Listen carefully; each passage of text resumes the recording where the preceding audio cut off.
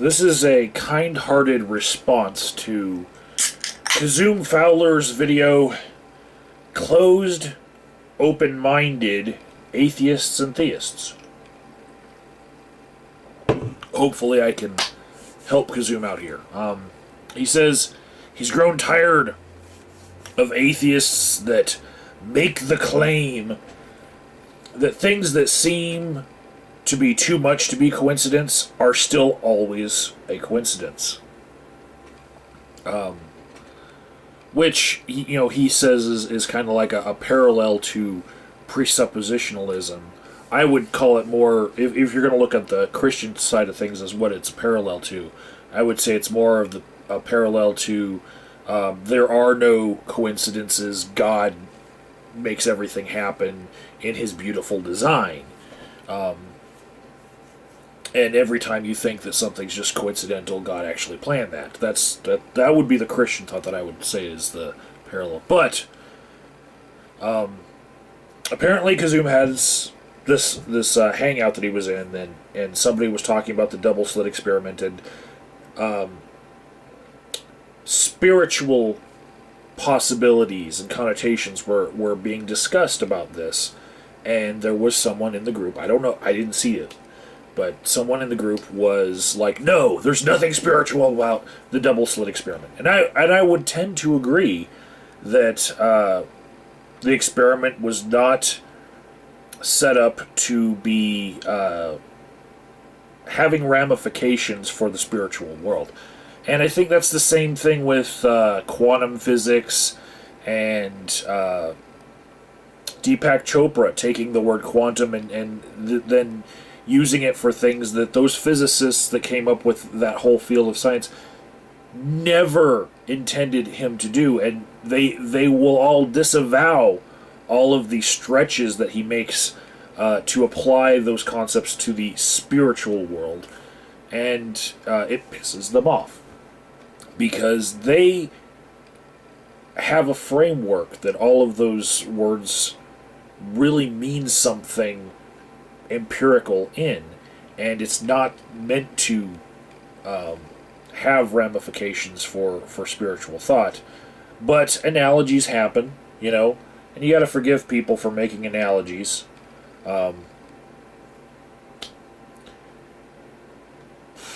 Kizzume's beard kind of looks like an upside-down peacock right now, so there's my analogy. And you gotta forgive me for that, because how do you explain Kizzume's beard?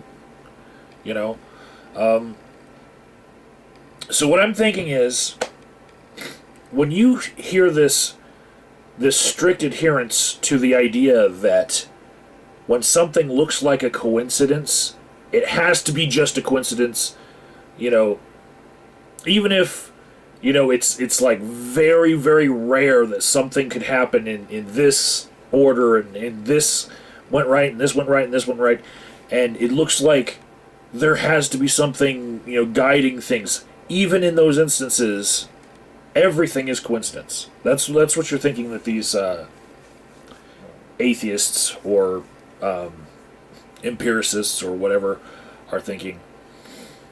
I'm thinking maybe you don't understand, Kizzume, that there are different kinds of atheists.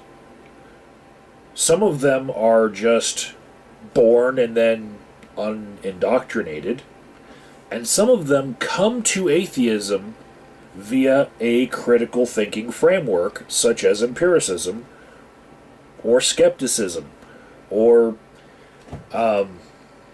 just tossing out everything that they ever knew and starting again, and only believing those things that prove themselves, or they find verifiable and validatable, So this framework that they rely upon is what I think you're mistaking for the presuppositionalist thing. It's not that they are unwilling to ever believe in the possibility of something else that they haven't seen before guiding events. It's that they have a framework which states to them clearly, do not accept as fact anything which does not lend itself to being proven through verification and validation. So it's not like they don't have the possibility for it in their head. They just don't accept it as fact that the possibility is real. And yes, there are assholes who will try to explain this in very blunt terms and, do a little pirouette with an insult and serve it up to you like, here's your shit pie, But it doesn't have to be that way. You can just understand that it's not an inability to imagine that something is guiding events. It's some people have a framework that really works for them for their lives. It brings the goods. Every time they use these methods to derive truth out of the world, they get truth. Okay? Without fail. There's a lot that they can't explain with that framework because they only accept as fact those things that they can prove. But at least the things that they think they know, they can test. And they can whittle down to only the truth. And they love that. Okay? That is their crutch in life. That is why they became atheists. And I understand sometimes not wanting to be labeled the same as other people who think similar as you. I get called an atheist a lot, and in certain times I'm thinking, maybe I should set myself aside and say, no, I'm actually an atheist, and you are an anti-theist, and I don't really like the things that you're saying. But it's not something that is only happening with just atheists. It happens with Christians. It happens with liberals or conservatives. I've seen Christians disavow other Christians and say, I'm not a Christian anymore. I'm just a follower of Jesus Christ. How silly is that? But it's because, people have the idea that they are individual and aside from all of those assholes. They don't want to be one of those assholes in their group. I get that. At around 4 minutes and 30 seconds of your video, you made the spiritual New Age argument that is the non-Christian spiritualist equivalent of the God of the Gaps. And I'm just going to let you look at your own argument and then look at the definition of the God of the Gaps and just work it out yourself. I don't need to hammer you with this. I will agree with you that the binary set of atheism versus theism is bullshit, and you just have to look on my channel for any video I've made back to Bionic Dance for my views on that. But what I want you to understand is, as somebody with a lot of experience with Christians trying to proselytize to me, and being one of those atheists who have come from a framework like skepticism, I see when you're saying you have to stay open to the possibility, and I want you to be more open to the possibility. What I see is the Christian foot in the door tactic, okay? Where they try to get you with a gotcha question that basically shoehorns in, oh, well, there's still a possibility in your mind. You're still savable.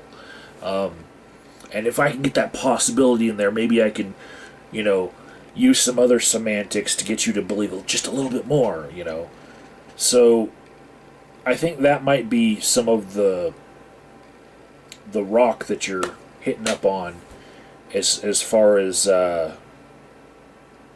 some of the more anti-theistic people that are around on the internet, they see these tactics and they immediately think, oh well, you're trying to push your own spiritualist views on me by saying, well, if there's a possibility, then I have to believe at least a little, Whereas they have this crutch that says, if it hasn't been proven, don't accept it as a fact yet.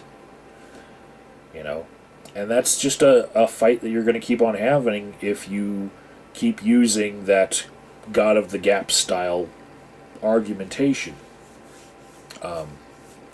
Lastly, when something has 8 points and 8 sides, it's an octagon.